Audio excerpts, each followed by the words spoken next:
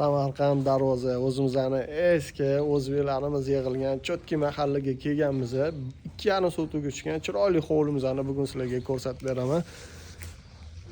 Fasadini ko'ryapsizlar. Shu uyga kiramiz. Faqat fasad ishlari qolgan ekan, tashqarida, ichkarida hammasini bitirib qo'yishdi. Bismillah deb kiramiz. Qarang. Mashinangiz bemalol sig'adi bitta mashina.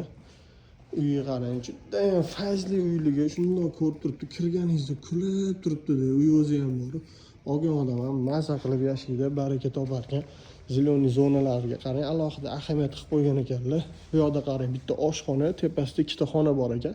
Sabablarga ko'ra video ololmadi o'tdi. Hozir asosiy qismini, to'rtta xonani ko'rsatamiz. Okey, tapchanni qarang. Yozda mazza qilib oila bag'rida o'tirishga tapchanni ham kattasini qo'yib qo'yishdi o'zi ham.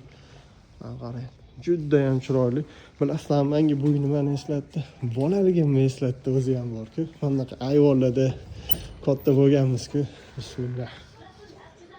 Qarang, uyga shinamligini qarang. Juda ham chiroyli, zo'r rangli tanlangan. Ayvonni qarang, chiroyli. Mana shunaqa multfilmni ko'rib o'tirardi-da, o'zi ham kichkinamizda o'shalarni eslatib o'ryapti bizga. Tayyor holatda 6 ta xonasi bor. Xo'sh, bu yoq qismimizda 4 ta xona ekan. Mana xonalarni ko'ryapsizlar, fayzli, tayyor holatda, remontlari hammasi bitgan ekan. Qarang, zo'r. Kimga shu hovlimiz qiziq bo'layotgan bo'lsa, narxi $120 ming kelishadigan joyi bor. Aloqaga chiqinglar, baraka qilamiz. Salomat bo'ling.